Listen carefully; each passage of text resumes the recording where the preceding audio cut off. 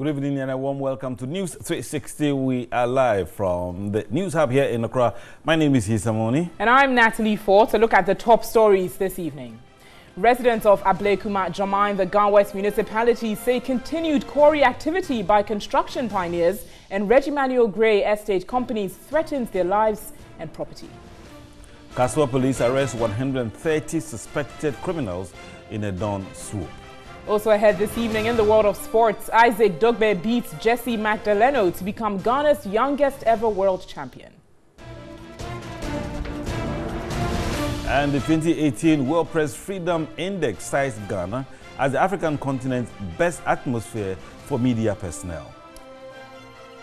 We've got the details of these stories for you here on News 360, including news from the world of entertainment. This bulletin is streaming live all across the world on 3news.com and TV3 Ghana on Facebook.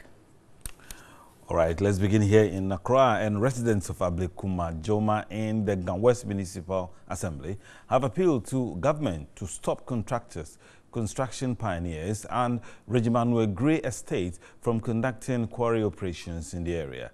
The residents say the continuous mining of quarry stones has become a major threat to life and property in the area. Joma Ablekuma in the Gan West Municipal Assembly has a long history of stone quarry activity because of the abundant stone in the area. All the companies engaged in the blasting of stone in the quarry, including construction pioneers and Regimanuel Gray Estates, have over the years reneged in their promise to provide good roads and other social amenities. Instead, the two companies have collaborated to relocate to residents, accusing them of polluting the Wager Dam, which is a major water source. This has provoked anger among the residents, and their traditional leaders have vowed to resist any new attempts at relocation. And we are begging the president. This place is a developed community right now. People are living in here, and we are Ghanaians. So there's no place for us to go. The chairman of Joma Landlords Association, Christian Hodo, vehemently denies the allegations from the stone mining companies. The dynamites they are using is in this middle of the community here, and anything can happen. And if it explodes, this dynamite shouldn't be here in this community. It's supposed to be in the barrack, so that even when they want to use it, they will know how to use it.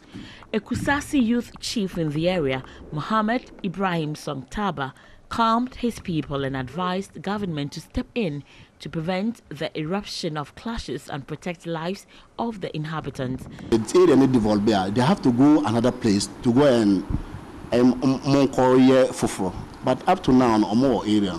No, so that may get my boy. No lawlessness, no, or yen overcome them. We should not let them overcome us. We should overcome them. Some residents recounted ordeals they have been through as a result of blasting of stones and other quarry activities in the area. Yeah, no, the police in Faba. Wapa yes English in Soto and Yabia beda because I want to pay yes English. Susu Yenisika, Sisia Hana Danicro, your person uncle, na Yahun Toye.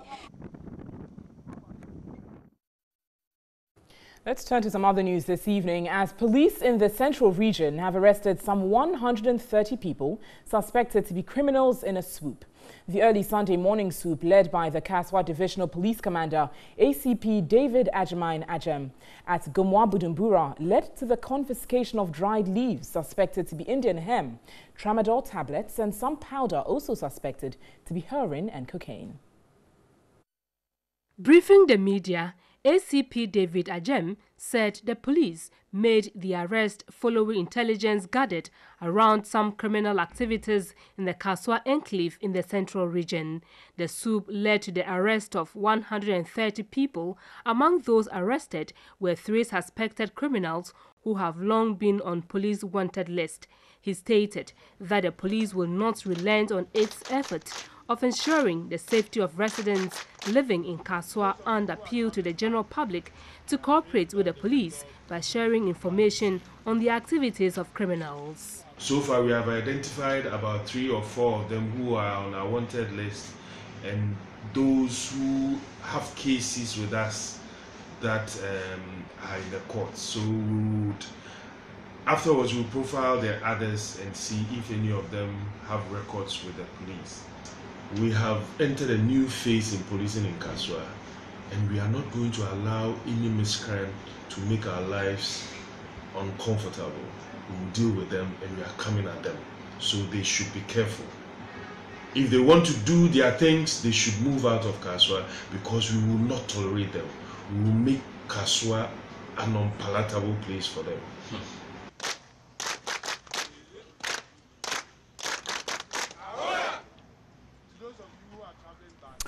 Now, portions of the Malam-Kasoa Highway have been closed to traffic to pave way for the ongoing drainage construction works at the Malam Junction.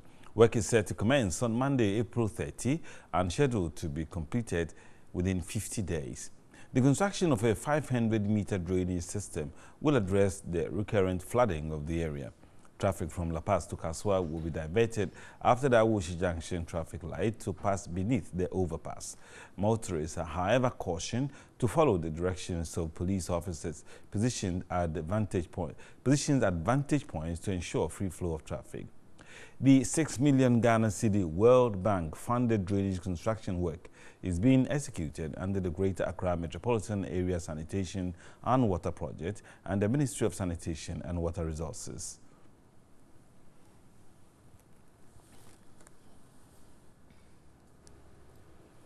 Government has paid all rent allowances due personnel of the Ghana National Fire Service. The Chief Fire Officer, Eko Blankson, made the disclosure in an interview with TV3. He said all outstanding rent allowances have been paid, thus dispelling rumors that the management of the service has pocketed the rent money for fire officers. Personnel of the Ghana National Fire Service have since its establishment not enjoyed rent allowances until 2017, when rent allowance of 20% of basic salary was approved for personnel. Consequently, personnel were paid their allowances in January. TV3 checks reveal that after the January payment was made, the service applied for a further 5 months rent allowance and it was approved and paid. However, management took a decision to apply for it quarterly.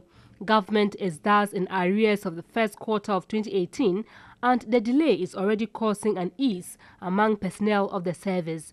The Chief Fire Officer, Eko Blankson, said all outstanding arrears owed personnel, including medical and rent allowances, have been paid. This year, I said I have paid all from 2007. As at now, till today, I'm not in arrears, a single penny. Yes. If I say that we are paid, I say the government has paid. And they are all here. You can find out from them. Meanwhile, Eko Blankson said government has given the National Fire Service clearance to order 10,000 fire-resistant clothing. We have some limited number of them being hung in the appliance. As and when you come on duty, you don them, you wear them. Whether soak in blood, grease, petrol, you don them. And that is not a very good practice. Worldwide, I have never seen any country without protective clothing for firefighters, except Ghana. Also in the news tonight, the Minister for Lands and Natural Resources, Peter Amewu, has been honored for the exemplary leadership in the fight against galamsey. He was adjudged the most distinguished minister of the year 2017 at the Ghana Entrepreneurs and Corporate Executive Awards ceremony. Other big winners include Dr. Felix Anya, Chief Executive Officer of Kolebu Teaching Hospital, and Minister of Education, Matthew Opoku Prempeh. The Entrepreneur and Corporate Executive GECE Awards was organized by the Entrepreneurs Foundation of Ghana and held on Saturday in Accra. The awards represent the benchmark of success for entrepreneurs, government officials, corporate executives, business executives, and chief executives in Ghana from a variety of different sectors. Over 30 outstanding entrepreneurs were awarded in recognition of their contributions towards the development of the private sector. The honorary awards for the night went to the Minister for Lands and Natural Resources, John Peter Amewu, as the most distinguished minister, and the Minister of Education, Matthew Opoku Prempeh, as the best minister of the year. The U.S. Ambassador Robert Jackson was also honored for his role in promoting entrepreneurship in Ghana. The former CEO for Graphic Communications Group, Ken Ashigbe, was adjudged Media Communications CEO of the Year. The Chief Executive Officer of Korle Teaching Hospital, Dr. Felix Anya, won the overall Best CEO of the Year 2017 award. Director General of Ghana Ports and Harbours Authority, Paul Asari Ansah, was the Maritime and Port CEO of the Year. It's an indication that we are being watched and we are being assessed.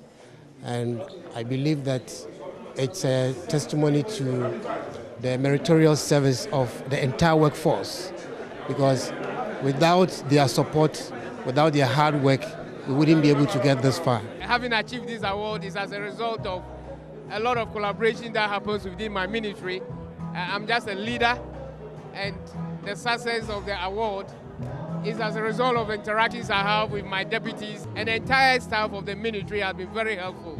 Dr. Felix Anya said the hospital needs a reconstituted board as a matter of urgency to speed up the transformation process. For now, we need a board.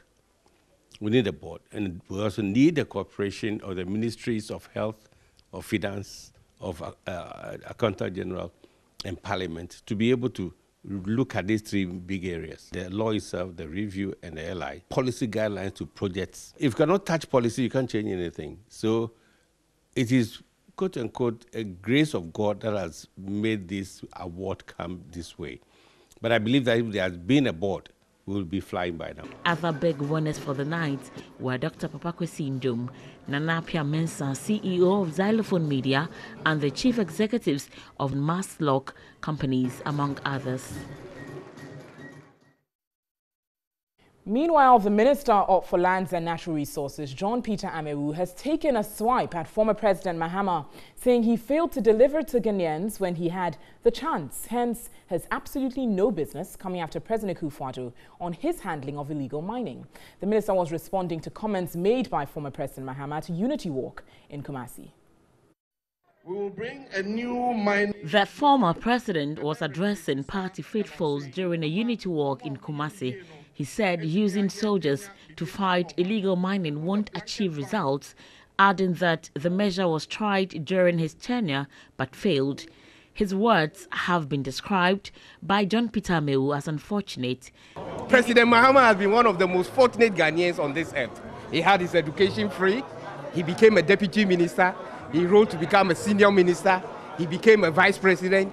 He became a president by default. One of the most fortunate Ghanaians we have on this earth. He ruled this country for this number of years at the peak of Galamsey. He has not been able to provide a single paper on sanitizing the small-scale mining. Today, you mount a platform and tell Ghanaians, I am so much disappointed. The minister, who was honored last Saturday as the most distinguished minister, took a swipe at the former president, saying he failed when he had a chance to rule the nation. Which is the best approach? An elaborate approach with a project document. He should produce as a minister. He should produce as a president. He should produce as a president of this country when he was. Whether he has produced a single-page document on small-scale mining in this country. He has failed Ghanaians, and that was why Ghanaians rejected him as a president. He cannot use Galamsey at this time, thinking that he'll come back to power. I respect that man, but for today, I'm much disappointed in the words he said when he was in Kumasi. Speaking to the media at the 8th Ghana Entrepreneur and Corporate Executive Awards 2018, Peter Amewu warned small-scale miners not to support former President Mahama. He cautioned that those still engaging in illegal mining should distance themselves from the comments of the ex-president, describing him as a con man. I'm telling the small-scale miners that this gentleman, is a con man. He's deceiving them. If they dare go in for him just because of Galamsey, this country will be it will come down. They should follow the honest man in this world. The most honest person who is ruling this country, Nana Addo, Dankwa Akufo-Addo. Meanwhile, the minister said all is set for the launch of the Multilateral Mining Integrated Project MMIP as soon as the President Akufo-Addo returns from his trip to the US. Implementation of the project will cover a 5-year period as a comprehensive way of sanitizing the small-scale mining landscape. This document has been, accepted by the whole of the sub-region. People are traveling all over from other countries to have a look at what we are doing. They have all played in a role because of the potential of the document, the input, which involve a lot of stakeholder engagement.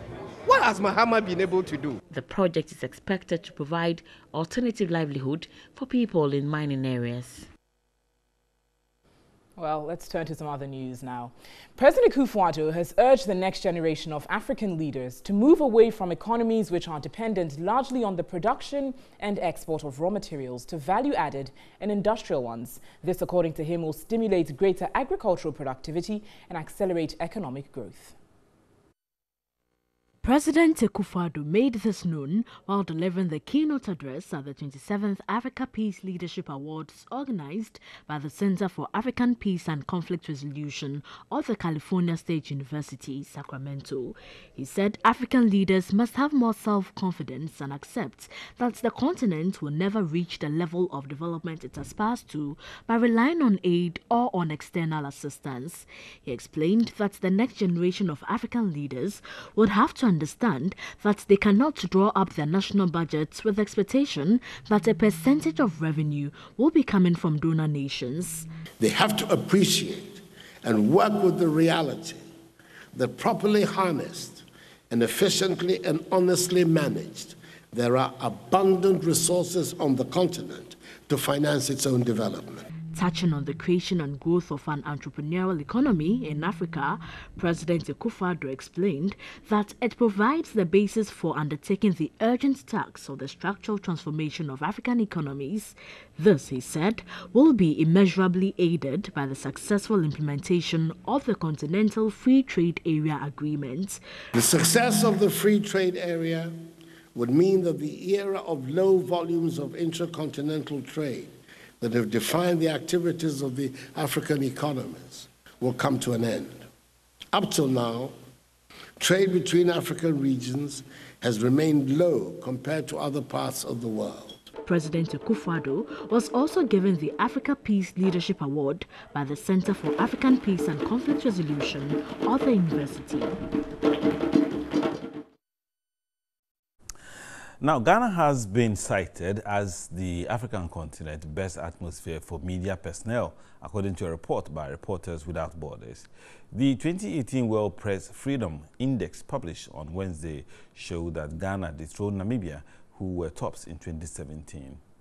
Ghana placed 23rd on the 180-country list, sandwiched between Samoa and Latvia on the 22nd and 24th, respectively. Completing the top 3 slots for Africa were Namibia in 26 and South Africa in 28 slots. At the bottom of the ranking was Eritrea at 179th, Africa's worst placement. Others in the free bracket were Sudan, Egypt, Burundi, Equatorial Guinea, Djibouti, and Somalia.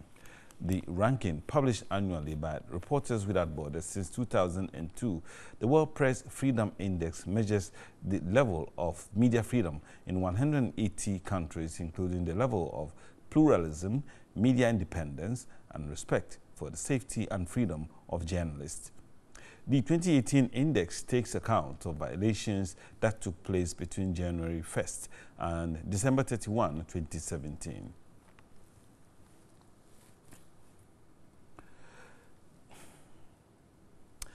Well, I'm sure journalists in Ghana will be patting themselves on the shoulder and say, well, we have done well, but we can't do much except to speak to Roland Afelmoni, who is the president of the Ghana Journalists Association. And we are honored by his president this evening. President, you're welcome. Thank you. That is a big, big story for you. I mean, 2018 World Press Freedom Index citing Ghana as the African continent's best atmosphere for media personnel. Certainly, yes. You should be happy, but should we also be happy? We should all be happy because the timing of the release of this report by Reporters Without Borders is a perfect one. Is it because we are hosting the content? Yes, certainly yes. And it's an art in perfect timing. Okay. It's vindicated the rectitude of UNESCO in choosing Ghana to host this global event for the first time in our history. It spreads further the stardust of legitimacy and recognition on the Ghanaian media as the best in Africa. I believe many will doubt that in the face of certain lingering issues about safety of journalists, we don't deserve this recognition. But I beg to differ.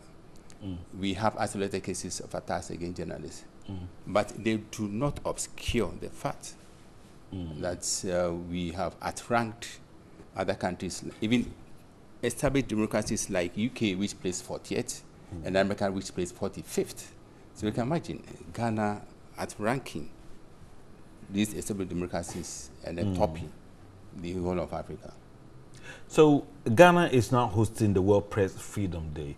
What do we hope to achieve with this feat? The event serves as a huge PR windfall for Ghana. You know, countries spend fortunes to either spruce up their image or to project their countries.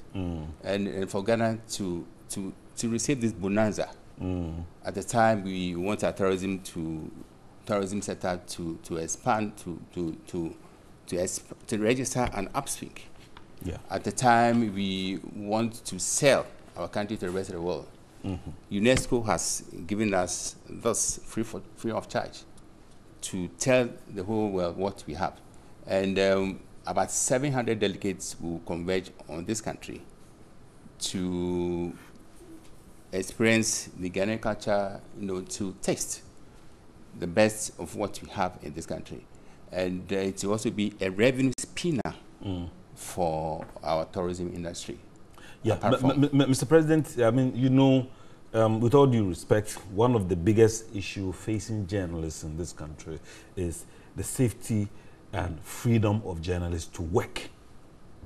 Certainly, yes, and thankfully the events will consider this issue. All the experts will look at how best to secure journalists, especially in their line of duty. And it is sad that some journalists are exposed to attacks, and we know how dangerous our work is, because some people will not, who hate the truth, will target journalists and kill them. The president of Philippines once said that the fact that you are a journalist doesn't shield you from execution or elimination.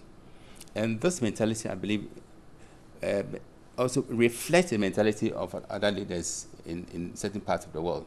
Right. But the good news is that the media in Ghana is no longer subject to the whim of any government.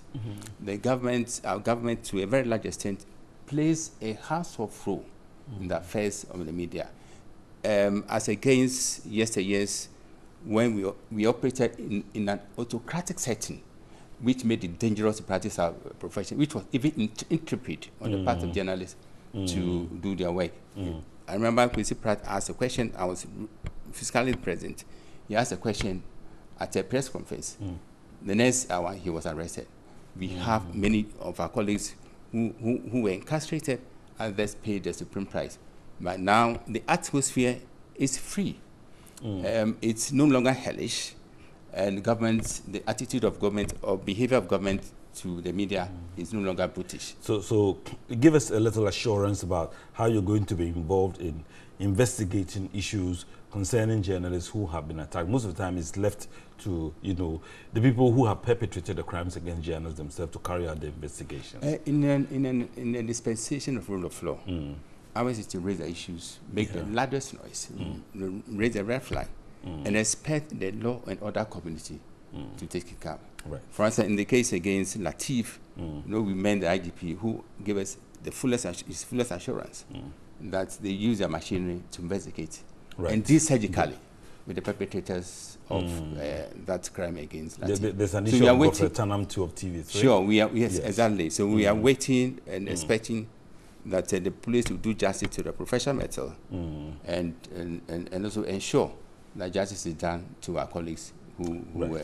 mistreated. Well, thank you very much, Mr. President. It is under your tenure that we are achieving the congratulations. Thank you. I think the glory, I alone should not make the glory. I think the glory belongs to all of us, and especially to Most High God. Thank you very much for this possible. for honoring this invitation and coming on our program tonight. You're watching News 360, and the weather update is next. But first, we have the story. Let's take it before we bring you the weather update. The Peasant Farmers Association of the Bonafo region says it is worrying for financial institutions to deny them financial assistance to do farming. Now, the Agricultural Development Bank, ADB, as early as 1965, was noted as Farmers' Agricultural Bank. The farmers complained lately the ADB has turned to favor businessmen and government workers, thus neglecting the farmers who initially owned over 50% shares. The workshop was attended by peasant farmers, financial institutions and agrochemical dealers on the theme, Smallholder Farmers Access to Good Quality Inputs. The major issue discussed at the roundtable was a big gap now existing between peasant farmers and the financial institutions. According to the farmers, the requirement being demanded by their credit facilities had already disqualified them from applying for financial support. The director of the Peasant Farmers Association of Ghana, Benjamin Safo, said over 85% of Ghanaian peasant farmers do not gain any profit from their crops produced due to their inability to access credit from the financial institutions to adapt scientific approaches in their farming practices. Though farming is growing a value chain approach, the production side, to my understanding, is being left. Now people or the banks are concentrated on the processing, they are concentrated on aggregation. What happens to the peasant farmer or the smallholder farmer? The ADB branch manager of Techiman, Kofi Entry, pleaded with the farmers to cultivate the habit of saving with the banks in order to attract reasonable sum of credit to enhance farming activities. If you look at the emerging agri financing, in the value chain financing issue that we're discussing today, all the various actors along the chain are doing well, with the exception of those in the primary production sector, because they seem not to understand banking and the need for them to avail themselves to the banking processes. You're watching News 360, and we will return shortly with Mission.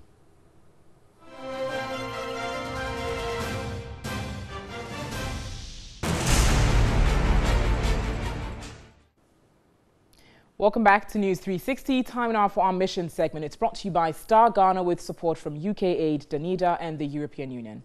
In our very first story in Mission this evening, residents of Gadipe in the Nanumba South district of the Northern region have devised means to assist health personnel to provide care to pregnant women. Stanley Niblo reports the area is earmarked as chip zone, but it has no physical structure. The Garipe community is inhabited by people from the Konkomba tribe and are mainly farmers. The community is about 20 minutes drive from Wulensi, the Nanumba South district capital. Access to healthcare is a challenge. Garipe and 4 other communities have been demarcated for a CHIPS zone but have no physical structure. Nurses are, however, deployed to provide healthcare to residents daily. For more than 2 years, healthcare was being administered to residents under trees until the community intervened by providing this place. But this intervention is not enough. The structure serves as an outpatient department, delivery room, consulting and pregnancy examining rooms, as well as storage facility.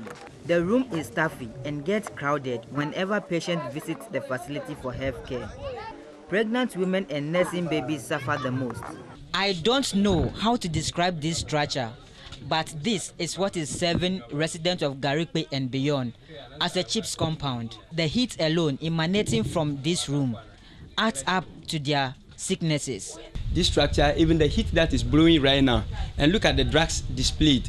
The potency of the drug is at stake. We have CHIPS compound, we call CHIPS compound under trees and CHIPS compound, but this one, one cannot even classify as to whether it's a CHIPS compound under veranda or maybe a CHIPS compound behind somebody's house.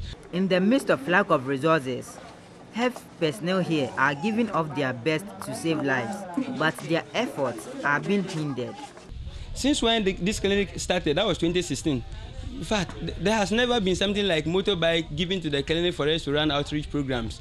We are using our own Mapuka bikes. And you know, the northern region, the roads in the northern region here, and then using Mapuka bike to access some of these unaccessible places is something that is hectic. Health personnel manning the structure say expectant mothers do not often patronize the facility when they are due to deliver. A woman giving birth in the house will take pride over the colleague who has gone to deliver in the health facility. So, I delivered in the house. That shows how strong or how healthy I am. But now, we at the grassroots level, it's our responsibility, and we have taken it upon ourselves, and we are doing the sensitization that those are the things of the past. They should try and come. They shouldn't sit in the house to deliver so that they will take pride for delivering in the house. Weighing is done under trees. Lack of accommodation for health caregivers also impedes service delivery, especially for night cases. The assemblyman for the area is one of the main opinion leaders who often meets to discuss means to improve healthcare in the area. He expressed worry about the difficulties residents endure to access healthcare. A resident from one of the hinterland communities bemoaned government neglect. MP and this year didn't know you.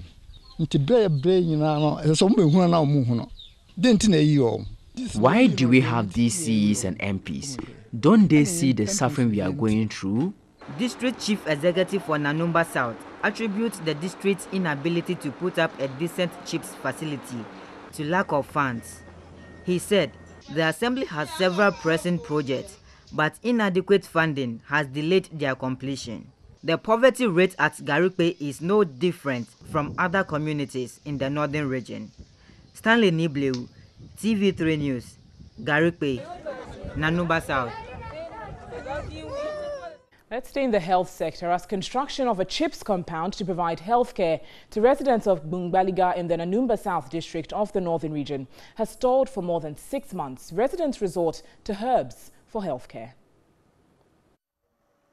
Bungbaliga literally means cultivate little and reap enough. It's one of the deprived communities in the Nanumba South district. Development has slowed down for years.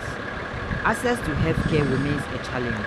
Residents resort to herbal treatments. In 2016, a contract was awarded for construction of a community-based health planning and services compound facility, but this stalled when it got to the roofing level. The structure comprises of an outpatient department, OPD, consulting and maternity rooms, staff accommodation among others. 500 bags of cement procured for the completion of the structure have been kept with individuals who have concerns. The cement is kept in 2 houses. One is somehow very close, but the other one is just like that. In fact, always, that is why I was calling the contractor to inform him that if this project cannot be continued, then he should tell me so that I can take some preventive measures, like if we could take the cement from here to Ulinse to look for a convenient place where we can or we could keep the cement. When this particular project is started, the number of bags of cement that are stolen here, in fact, is too much. The mission team was at the project site. The contractor is working on 12 other projects, so hardly visits old projects he has commenced. Construction of Nurses Bungalow at Juali, 6 kilometers from Bungbaliga, by the same contractor has stalled. Attempt to reach the contractor has not been successful. Chief Executive Officer for Nanumba South said the assembly has plans for the completion of the project. Opening up access to improved healthcare would be required for Bungbaliga and its adjoining communities to achieve the United Nations Sustainable Development Goal 3. Stanley Nibleu, TV3 News, Bungbaliga, Nanumba South. And that's it for our Mission segment this evening. Mission is brought to you by Star Ghana with support from UK Aid, Danida and the European Union. You can get some more on these stories on our website. It's 3news.com. On to you, Isa, for some more news.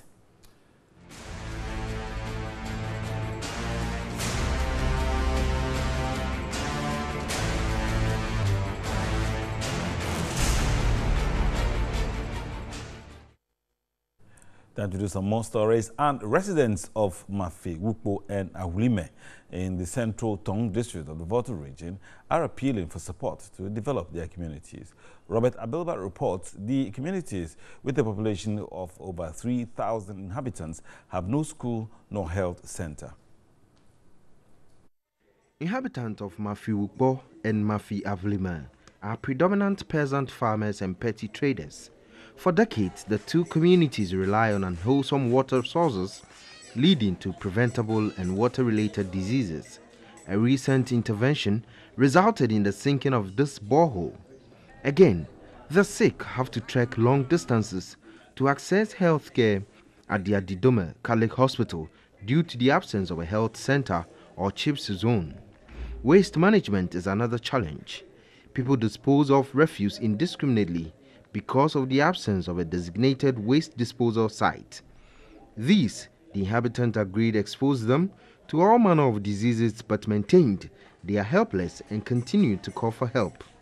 This attracted the attention of the Women's Fellowship of Christian Council of Ghana, which visited the two communities with social support. Led by the national president, Henrietta Klebrus, the group organized a health talk and screening for the people.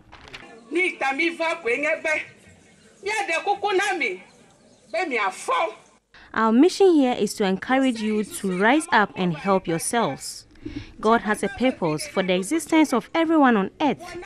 You must let your star shine at home, in your community, and the country at large. Do not consider what you can do as too little or small. The assemblyman for Adidome Central Electoral Area, Kobla Logo, pleaded for support. We have a lot of challenges as a community that as leaders of the community we've been trying our best to improve upon the lives of the people. The people of Bugede do not have a public toilet themselves. We have mobilized some cement, moved some blocks, and we're waiting for support so that we can complete the public toilet.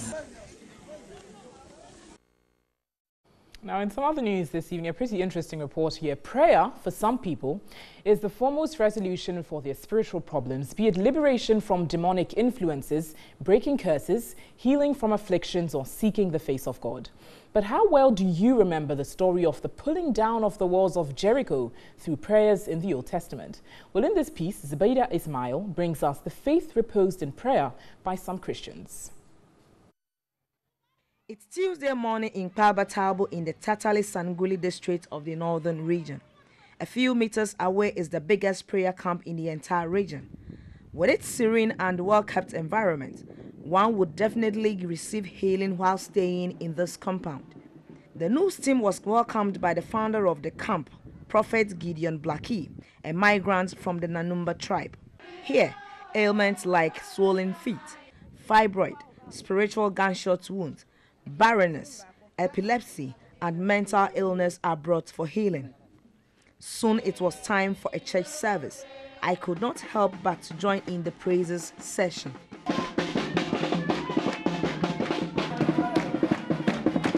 Liberation is something that every other individual would love to have as you live your daily life.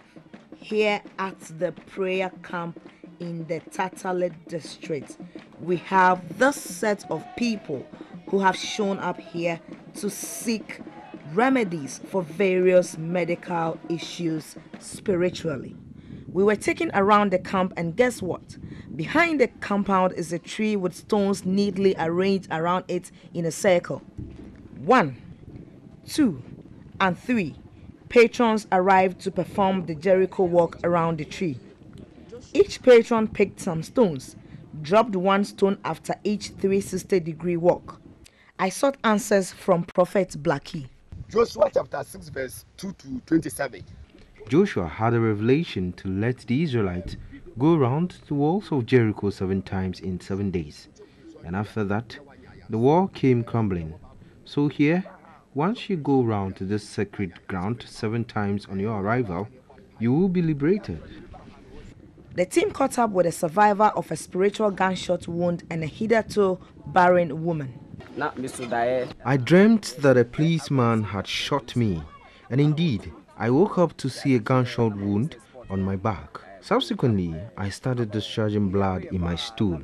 I had treated it for 3 years without a cure, only to get cured 2 weeks after arriving here.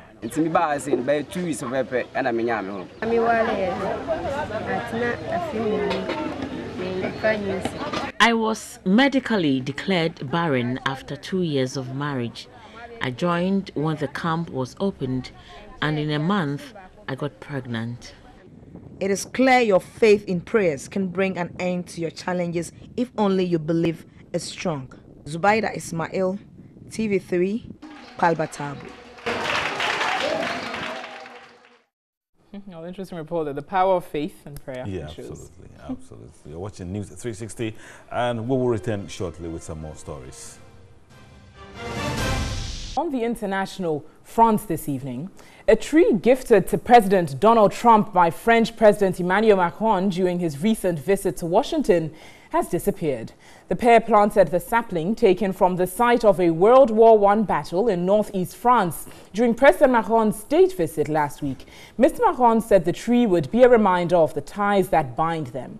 But a Reuters photographer on Saturday took a shot of only a yellow patch of grass on the White House South Lawn where the tree once stood. The tree, a European sessile oak, came from the site of the Battle of Bellewood, which took place in the summer of 1918.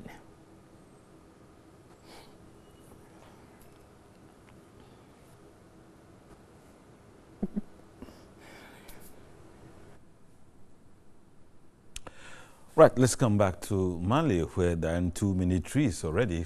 More than 40 members of the Tuareg community have been killed in 2 separate attacks by suspected jihadis in northeastern Mali. Officials say the attacks happened in the remote Menak region on Thursday and Friday. They are believed to have been carried out in revenge after Tuareg attacks on jihadist bases in recent weeks. Much of northeastern Mali is lawless despite 2015 peace deal between the government and Tuareg rebels and the presence of an international force.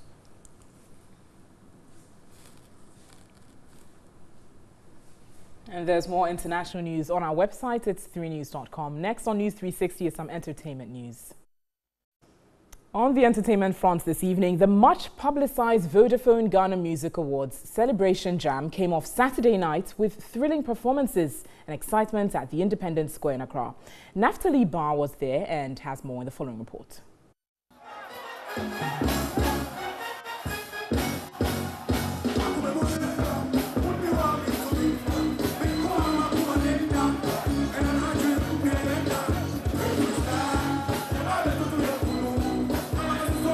Certainly, it was an official shutdown party in Accra as thousands of music enthusiasts thronged the Independence Square in Accra to support their favorite artist.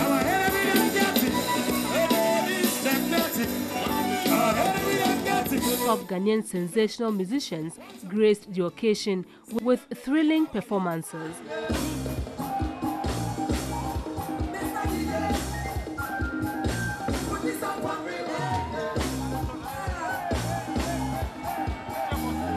The event was to honor enterprising awardees who helped to make the VGMA a success and to finally close this year's 19th edition of the Vodafone Ghana Music Awards. All artists billed to perform came with their A game and gave patrons nothing but the best.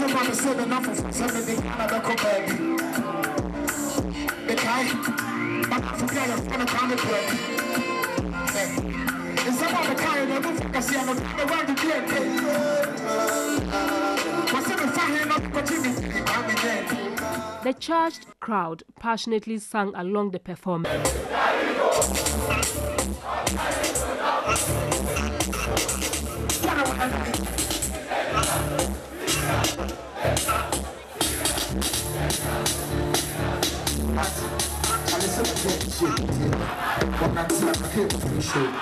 The VGMA Celebration Jam will certainly be remembered.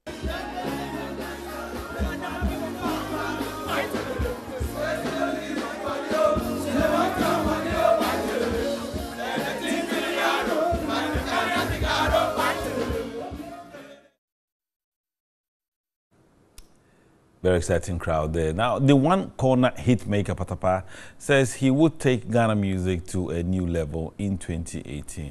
Swede Rube's artist Patapaa, who failed to secure the most popular song of the year in the just ended Vodafone Music Awards, also spoke about the outfit he wore to the event, which has since been trending on social media.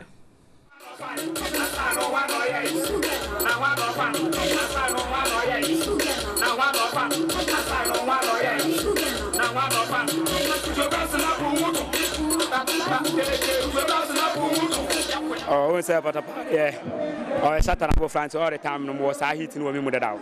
Yeah, you see, we say Satan about the DBS or Satan public. Yeah, so more form. To hit no way mother down. Album. When is your album coming out?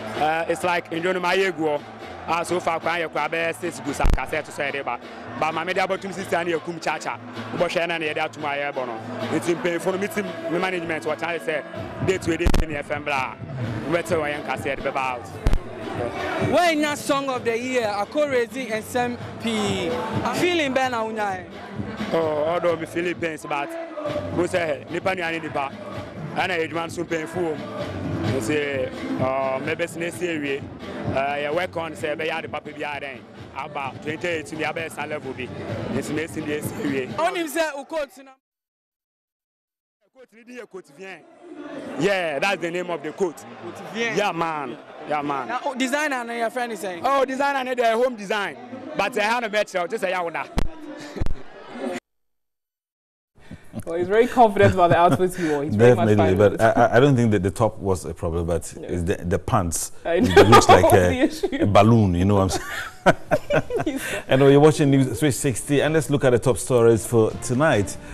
Residents of Ablekuma in the Ghanaian municipality say continued quarry activity by construction pioneers and Regiment Grey Estate companies threaten their lives and property. Kaswa police arrest 130 suspected criminals dawn swoop. And in sports, Isaac Dogbe beats Jesse Madalino to become Ghana's youngest ever world champion.